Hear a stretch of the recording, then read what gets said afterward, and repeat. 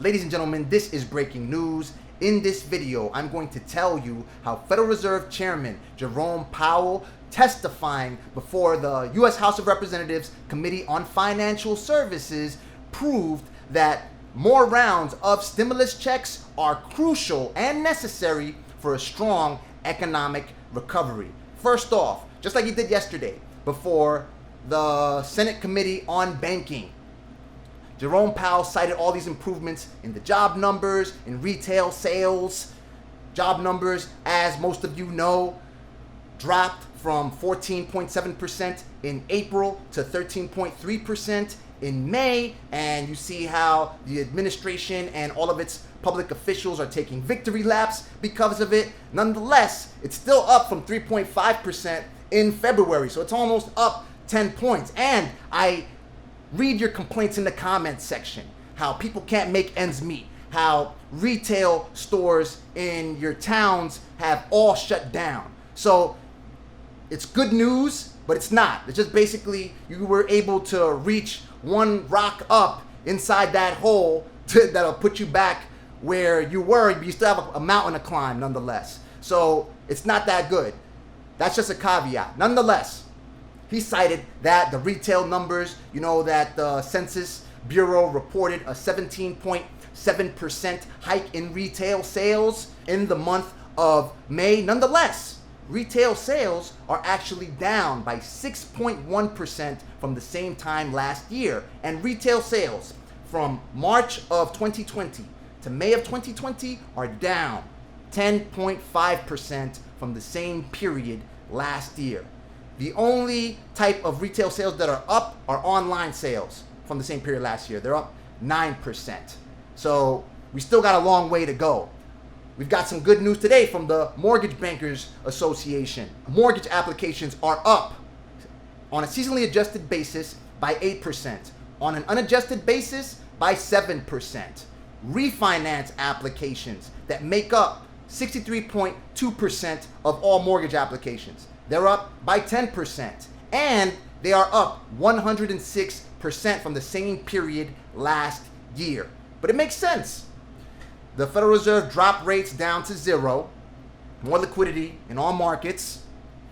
The average interest rate dropped from 3.38% to 3.3%. So people want to capitalize and they want to save money if they own a home, or people who don't have a home, they want to take advantage of this time to go ahead and purchase a home. It makes sense. Nonetheless, we've got a long way to go in order to so everyone can experience the economic recovery, financial stability, etc. Jerome Powell stated that all of these quote improvements, these slight upticks in the economic indicators, are due to provisions in the CARES Act, mainly the support for the unemployed through unemployment insurance, pandemic unemployment assistance, the $600 weekly benefit that the federal government is funding for people on unemployment, and the direct payments to Americans, the stimulus checks. And he called for more of it, that Congress should go ahead and pass more legislation just like it. This comes on the heels of a letter that 140 highly acclaimed economists sent to Congress yesterday, urging them to support the unemployed through a massive relief package, through a massive deal. They didn't put a number on how much the next relief package should cost. Nonetheless, the economists, and by the way, I'll just tell you how highly notable they are. The group includes former Federal Reserve Chairman Ben Bernanke, former Federal Reserve Chairman Janet Yellen, a number of Nobel Prize winners.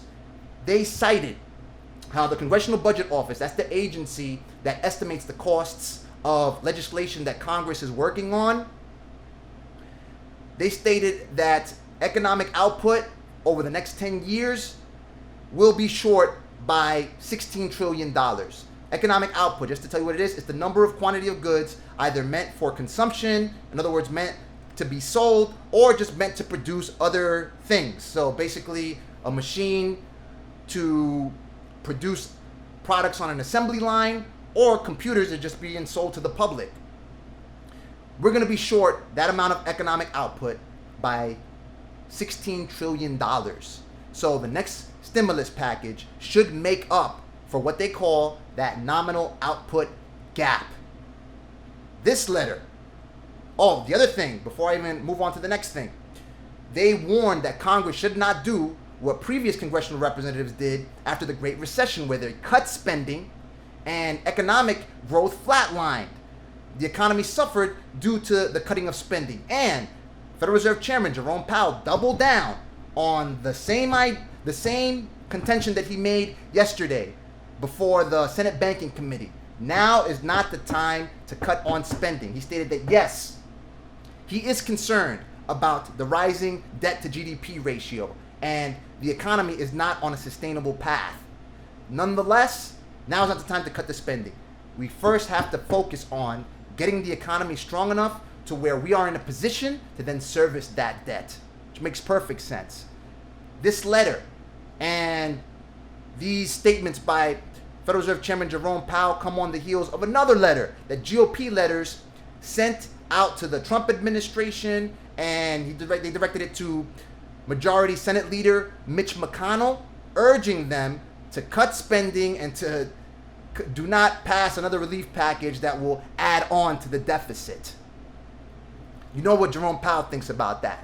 Just to recap, Jerome Powell, already he has proved to Congress, both chambers, both the upper chamber, the Senate yesterday, and the lower chamber, the House of Representatives, how more rounds of stimulus checks are absolutely crucial and necessary for a strong economic recovery. 140 globally renowned economists are calling for more stimulus.